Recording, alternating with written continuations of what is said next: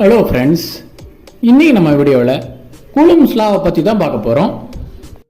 First coulombs லாவை எதுக்கு கண்டுபிடிச்சாங்கன்னு பார்ப்போம்.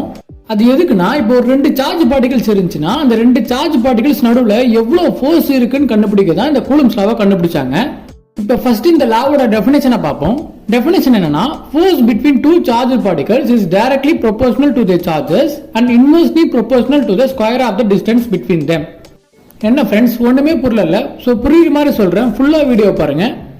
First இந்த லாவோட ஃபார்முலா பார்த்தலாம். ஃபார்முலா என்னன்னா, F = kq1 × q2 / r². So இதுல F னா என்ன பார்த்தீங்கன்னா எலக்ட்ரோஸ்டாட்டிக் ஃபோர்ஸ், K னா என்ன பார்த்தீங்கன்னா கூலம்ஸ் லா கான்ஸ்டன்ட், Q1 Q2 னா 2 பாயிண்ட் சார்ஜஸ் அண்ட் R னா என்ன பார்த்தீங்கன்னா அந்த 2 பாயிண்ட் சார்ஜஸ் உள்ள இருக்கிற டிஸ்டன்ஸ். இப்போ இந்த லாவை பத்தி பார்ப்போம். எலக்ட்ரிக் சார்ஜ் பார்த்தீங்கன்னா மொத்தம் 2 டைப்ஸா இருக்கும், positive and negative.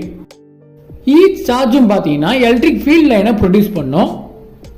So positive charge பார்த்தீங்கன்னா அவுட்வர்ட் லைனா ப்ரொடியூஸ் பண்ணும் அண்ட் நெகட்டிவ் சார்ஜ் பார்த்தீங்கன்னா இன்வர்ட் லைனா ப்ரொடியூஸ் பண்ணும்.